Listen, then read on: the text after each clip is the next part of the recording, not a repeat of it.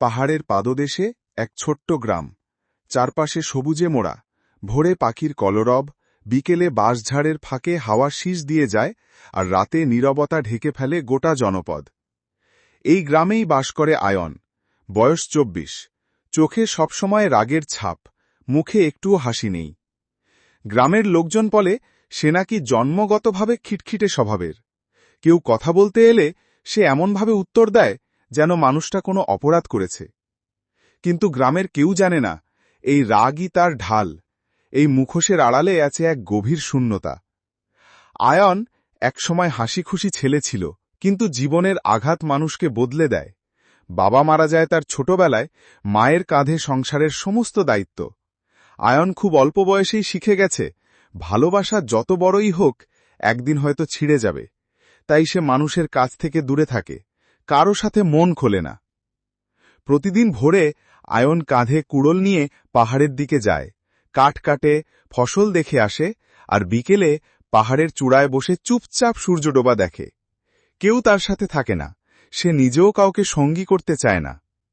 সেই দিনও অন্য দিনের মতোই সূর্য ডোবার সময় সে পাহাড়ের চূড়ায় বসেছিল। আকাশ তখন কমলা লাল, চারপাশে পাখিরা বাসায় ফিরছে। হঠাৎ দূরের মেঘের ভেতর থেকে এক অদ্ভুত উজ্জ্বল আলো বেরিয়ে এলো। প্রথমে মনে হল সূর্যের শেষ রশ্মি, কিন্তু আলো ক্রমে বড় হতে লাগল, যেন আকাশ ফুঁড়ে নেমে আসছে মাটির দিকে। আয়ন অবাক হয়ে তাকিয়ে রইল। আলোটা সোজা এসে থামল তার সামনে, তারপর ধীরে ধীরে মিলিয়ে গেল, আর তার জায়গায় দাঁড়িয়ে রইল এক মেয়ে। সে এমন সুন্দর যেন স্বপ্নের কোনো চরিত্র। সোনালি চুলে রোদের আভা, গায়ে হালকা নীল পোশাক, যেন আকাশের রং পড়েছে।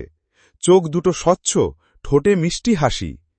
মেয়েটি আয়নের দিকে তাকিয়ে বলল খুব স্বাভাবিক ভঙ্গিতে, যেন তারা আগে থেকেই পরিচিত, সে এসেছে মেঘের দেশ থেকে।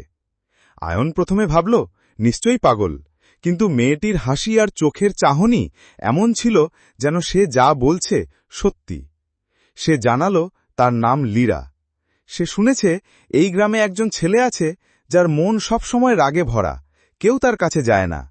তাই সে দেখতে এসেছে এই ছেলেটি কেমন। আয়ন বিরক্ত হয়ে তাকে চলে যেতে বলল, কিন্তু লীরা শুধু হাসল আর বলল রাগ করলে নাকি আয়নের চোখ আরও সুন্দর লাগে। এই অচেনা কথা, এই নির্ভীক হাসি আয়নকে কিছুটা চুপ করিয়ে দিল। সে ভেবে পাচ্ছিল না ইমেজ সত্যি মানুষ নাকি স্বপ্ন। সেদিন তারা কিছুক্ষণ একসাথে বসে সূর্যাস্ত দেখল। লীরা আয়নকে জিজ্ঞেস করল কেন সে সবসময় একা থাকে। আয়ন উত্তর দিল, একা থাকলে কষ্ট কম হয়, কারণ যাদের কাছে রাখো তারা একদিন চলে যায়। লীরা মৃদু হেসে বলল, সবাই যায় না, কেউ কেউ থেকে যায় সারা জীবন। এই কথা আয়নের মনে গেঁথে গেল। বহুদিন পর তার মনে হল হয়তো সে একটু হাসছে, যদিও মুখে প্রকাশ করল না। রাত নামতে লীরা ধীরে ধীরে আকাশে উঠতে শুরু করল, ঠিক যেমনভাবে এসেছিল। যাওয়ার আগে সে শুধু বলল, কাল আবার দেখা হবে রাগী ছেলে। আয়ন ভেবেছিল এ মেয়ে হয়তো আর আসবে না, কিন্তু সে বুঝতে পারেনি এই অদ্ভুত মেয়েটির সাথে প্রথম দেখা তার জীবনে এক মিষ্টি ঝড় নিয়ে এসেছে যা আর থামবে না। প্রথম দিনের মতোই এই গল্পও কেবল শুরু হল। আগামী দিনগুলোয় আয়নের রাগ, একাকিত্ব আর লীরার হাসি মিলেমিশে তৈরি করবে এক অদ্ভুত কাহিনী, যেখানে মানুষ আর পরীর মাঝে জন্ম নেবে ভালোবাসা। সূর্য ওঠার আগেই আয়নের চোখ খুলে গেল। গত রাতের ঘটনা মাথায় ঘুরছে। আলো থেকে নেমে আসা সেই মেয়ে, তার হাসি, তার শেষ কথাটা, কাল আবার দেখা হবে রাগী ছিলে। আয়ন নিজের অজান্তেই হালকা হাসল। তারপরই বিরক্ত হয়ে উঠল, এই কেমন কথা, সে তো এভাবে কারো কথা ভাবেই না। কিন্তু সারা সকাল কাঠ কাটার সময়, এমনকি খাওয়ার সময়ও লীরার সেই মিষ্টি হাসিটা মাথা থেকে যাচ্ছিল না। বিকেলে অভ্যাস মতো পাহাড়ের চূড়ায় গেল আয়ন। সূর্য ডোবার আগে আকাশের রং একটু নরম হয়ে এসেছে। হাওয়ার শব্দ, পাখির ডাক, সবকিছু শান্ত। হঠাৎ সেই উজ্জ্বল আলো আবার। এবার আয়ন রাগী ভান করে বসে রইল, যেন সে পাত্তা দিচ্ছে না। কিন্তু ভেতরে ভেতরে মনে হচ্ছিল এবার কি বলবে লীরা। আলো মিলিয়ে যেতেই দেখা গেল লীরা দাঁড়িয়ে আছে, হাতে একগুচ্ছ বুনো ফুল। সে হেসে বলল, এই নাও, তোমার জন্য। তুমি তো কখনো হাসো না, তাই ভেবেছি ফুল দিলে হয়তো হাসবে। আয়ন গম্ভীর গলায় বলল, আমি ওসব পছন্দ করি না। কিন্তু লীরা পাত্তা দিল না। সে আয়নের পাশে বসে ফুলগুলো এক এক করে ঘাসের উপর সাজাতে লাগল। তারপর বলল, তুমি জানো আয়ন, তোমার রাগের ভেতরে আসলে অনেক শান্তি লুকিয়ে আছে। তুমি শুধু সেটা দেখাতে চাইছ না। আয়ন চুপ। সে জানে এই মেয়ে অদ্ভুত। প্রথম দেখা থেকেই লীরা যেন আয়নের ভেতরে সব গোপন জায়গায় ঢুকে পড়েছে। তারপর শুরু হল প্রতিদিনের দেখা। লীরা প্রায় বিকেলেই আসত, কখনো ফুল নিয়ে, কখনো পাহাড়ি ফল, কখনো শুধু গল্প করার জন্য। সে কথা বলতো অবিরাম, মেঘের দেশে তার বন্ধুদের কথা, আকাশের রং, তারা ছোঁয়ার চেষ্টা, আর মাঝে মাঝে আয়নকে নিয়ে ঠাট্টা। আয়ন প্রথমে বিরক্ত হতো, কিন্তু ধীরে ধীরে বুঝল এই বিরক্তির ভেতরেই অদ্ভুত এক শান্তি আছে। লীরা যখন হাসত, মনে হতো চারপাশ উজ্জ্বল হয়ে উঠছে। গ্রামের মানুষও লক্ষ্য করতে শুরু করল, আয়ন আগের মতো আর তেমন রাগী নেই। মাঝে মাঝে বাজারে গেলে সে হাসি মুখে উত্তর দেয়, এমনকি এক দুইজনকে সাহায্যও করে। মানুষ অবাক হয়ে ফিসফিস করে, মনে হয় কোনো মেয়ে ওকে বদলে দিচ্ছে। একদিন বিকেলে তারা দুজন পাহাড়ের ধারে বসেছিল। নিচে নদী বয়ে যাচ্ছে, আকাশে মেঘের ভেলা। লীরা হঠাৎ বলল, তুমি জানো আয়ন, আমি এখানে চিরদিন থাকতে পারব না। আয়ন চমকে উঠল, মানে কেন? লীরা কিছুক্ষণ চুপ করে রইল, তারপর হেসে বলল, এখনো সময় হয়নি বলার, কিন্তু আমি প্রতিদিন আসব, যতদিন পারি। এই উত্তর আয়নের মনে অজানা ভয় ঢুকিয়ে দিল। সে বুঝতে পারছিল না কেন তার মনে হচ্ছে এই মেয়েটি হারিয়ে গেলে সে আর আগের মতো থাকতে পারবে না। সেদিন সন্ধ্যায় লীরা বিদায় নিয়ে আকাশে ভেসে উঠল। আয়ন অনেকক্ষণ ধরে তাকিয়ে রইল, যতক্ষণ না সে একদম মিলিয়ে যায়। আকাশ তখন রঙিন, কিন্তু আয়নের মনে হালকা অন্ধকার নেমে এসেছে। সে বুঝতে পারছিল না সে কি সত্যি এই মেয়েটির জন্য বদলে যাচ্ছে, নাকি বদলাতে শুরু করলেও একদিন এই পরিবর্তন ভেঙে যাবে যদি লীরা চলে যায়। পরের দিনও, তার পরের দিনও লীরা এলো, আর প্রতিদিনই তার হাসি, তার গল্প, তার মিষ্টি বিরক্তি আয়নের রাগ গলিয়ে দিচ্ছিল একটু একটু করে। দিন কয়েক কেটে গেছে। আয়ন আর লীরার সম্পর্ক এখন গভীর। প্রতিদিন বিকেলের পাহাড়ি আড্ডা, আকাশ দেখা, বৃষ্টিতে ভেজা, আর মাঝে মাঝে চুপচাপ বসে থাকা, সবকিছু যেন আয়নের একাকিত্ব মুছে দিয়েছে। কিন্তু একদিন আকাশ অদ্ভুতভাবে অন্ধকার হয়ে গেল। মেঘ গর্জন করছে, যেন কারো রাগে কেঁপে উঠছে দিগন্ত। আয়ন পাহাড়ের চূড়ায় দাঁড়িয়ে ভাবছিল, আজ লীরা আসবে তো? হঠাৎ আকাশ থেকে নেমে এলো প্রচণ্ড আলোর ঝলক। কিন্তু এবার সেই আলো মৃদু নয়, ছিল তীব্র, ভয়ঙ্কর, চোখ ঝলসে দেওয়ার মতো। আলো মিলিয়ে গেলে দেখা গেল লীরা নয়, এক বিশাল আকৃতি পরী, যার কণ্ঠ পাহাড় কাঁপিয়ে দিল। মানুষ, তুমি কি জানো তুমি কি অপরাধ করছ? আয়ন অবাক হয়ে তাকিয়ে রইল। আপনি কে? আমি মেঘের রাজা, লীরা আমার কন্যা।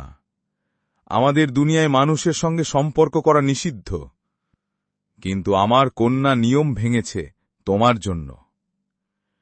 আয়ন এক মুহূর্তের জন্য বাকরুদ্ধ হয়ে গেল, তারপর গলা শক্ত করে বলল, লীরা আমার বন্ধু। না, তার চেয়ে বেশি কিছু, আমি তাকে হারাতে চাই না। মেঘের রাজা ভ্রু কুঁচকে বললেন, মানুষের জীবন ক্ষণস্থায়ী, আর তোমাদের হৃদয় দুর্বল। পরীর জগৎ ভিন্ন, লীরার জায়গা এখানে নয়। ঠিক তখনই আলো কেটে গিয়ে দেখা গেল লীরা দাঁড়িয়ে আছে, চোখে আতঙ্ক আর দুঃখের ছাপ। বাবা, দয়া করে আমি এখানেই থাকতে চাই, কাঁপা গলায় বলল সে। মেঘের রাজা গর্জে উঠলেন, তুমি জানো না তুমি কি বলছ? এই মানুষ তোমাকে কষ্ট দেবে, হয়তো ইচ্ছে করে নয়, কিন্তু সময়ের নিষ্ঠুরতায়। আয়ন এগিয়ে এসে বলল, আমি কষ্ট দেব না, যতদিন বাঁচব ওকে ভালো রাখব। মেঘের রাজা কিছুক্ষণ চুপ করে রইলেন, তারপর বললেন, তুমি যদি সত্যি মনে করো তবে প্রমাণ দাও। 3 দিনের মধ্যে প্রমাণ করো তুমি লীরার জন্য নিজের জীবন বিপন্ন করতে পারো, নইলে আমি ওকে ফিরিয়ে নিয়ে যাব চিরদিনের জন্য। আকাশ গর্জে উঠল, হাওয়া তীব্র হয়ে এল। রাজা আকাশে মিলিয়ে গেলেন, কিন্তু তার কথা আয়নের বুকের ভেতর বজ্রের মতো বাজতে থাকল। লীরা কাছে এসে ফিসফিস করে বলল, আমি ভয় পাচ্ছি আয়ন, বাবা যা বলে তা কখনো মিথ্যে হয় না। আয়ন তার হাত শক্ত করে ধরল, তুমি ভয় পেও না, আমি প্রমাণ করব। কিন্তু সেই রাতেই আয়ন জানল প্রমাণ দেওয়া মানে হবে এমন কিছু করা যেখানে হয়তো সে বাঁচবে না। তার মনে অদ্ভুত এক দ্বন্দ্ব, নিজের জীবন ঝুঁকিতে ফেলে কি ভালোবাসা প্রমাণ করা যায়, নাকি ভালোবাসা মানে প্রিয়জনকে নিরাপদে ফিরিয়ে দেওয়া, যদিও তাতে নিজেকে একা করে দিতে হয়। পাহাড়ের ওপরে কালো মেঘ জমছে, ঝড় এগিয়ে আসছে, আর আয়নের হাতে সময় মাত্র 3 দিন। ঝড়ের আগমনী সুর শোনা যাচ্ছিল সেই 3 দিনের শেষ সকালে। আকাশ কালো, বাতাসে লবণাক্ত ঠান্ডা গন্ধ, যেন সমুদ্রের গর্জন পাহাড়ে এসে ধাক্কা মারছে।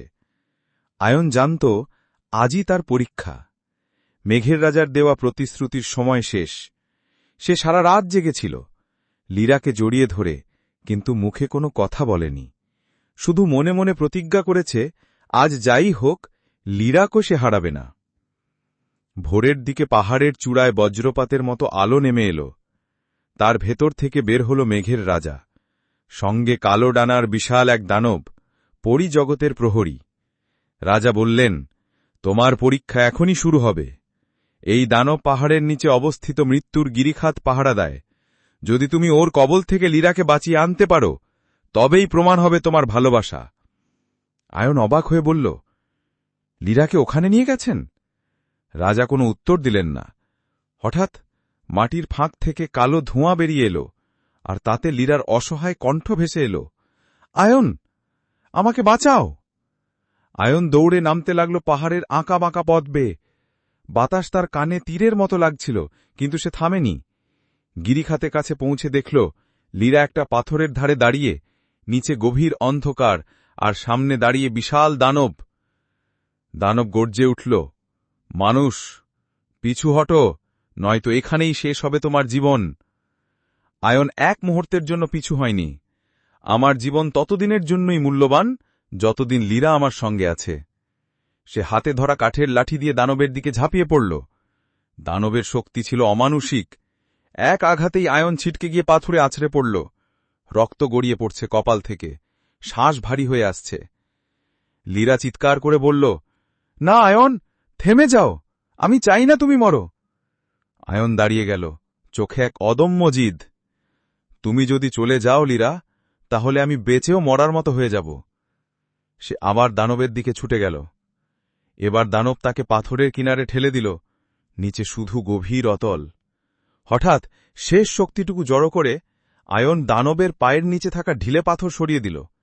দানব ভারসাম্য হারিয়ে গিরিখাতের অন্ধকারে তলিয়ে গেল। আয়ন লীরার দিকে তাকিয়ে হাসল, দেখছ, আমি বলেছিলাম তোমাকে কিছু হতে দেব না। কিন্তু সেই হাসির সঙ্গে সঙ্গেই তার পা পিছলে গেল। লীরা চিৎকার করে তার হাত ধরল, চোখে জল। না, তুমি আমাকে ছাড়তে পারো না। আয়ন ফিসফিস করে বলল, তুমি বাঁচো লীরা, তুমি স্বাধীন থেকো। লীরা নিজের ডানা মেলে আয়নকে টেনে তুলল, কিন্তু এতে তার নিজের শরীর ক্ষতবিক্ষত হয়ে গেল, ডানা ছিঁড়ে রক্ত ঝরছে। ঠিক তখনই মেঘের রাজা আকাশ থেকে নেমে এলেন। তার চোখে প্রথমবারের মতো নরম আলো। তোমরা দুজনই প্রমাণ করেছ ভালোবাসা জীবনের চেয়েও বড়। তিনি হাত উঁচু করলেন, আর এক ফোঁটা রূপালী আলো লীরার শরীরে গিয়ে পড়ল। ডানা ঠিক হয়ে গেল, ক্ষত মুছে গেল। রাজা ধীরে ধীরে বললেন, আয়ন, তুমি মানুষ হয়েও এমন শক্তি দেখালে যা অনেক পরীর মধ্যেও নেই। আমি আমার কন্যাকে তোমার কাছে রেখে যাচ্ছি। আয়ন লীরার হাত শক্ত করে ধরল, চোখে জল। ধন্যবাদ, কিন্তু আমি শুধু ভালোবেসেছিলাম, আর কিছু না। রাজা হাসলেন, আকাশে মিলিয়ে গেলেন। আকাশ এখন পরিষ্কার, ঝড় থেমে গেছে, শুধু রঙিন আলো ছড়িয়ে আছে পাহাড়ের গায়ে। লীরা আয়নের কাঁধে মাথা রাখল আর ফিসফিস করে বলল, আমরা আর কখনো আলাদা হব না। আয়ন ধীরে ধীরে বলল, কখনো না। পাহাড়ের চূড়ায় দাঁড়িয়ে তারা সূর্যোদয় দেখল, নতুন দিনের আলো, নতুন জীবনের শুরু।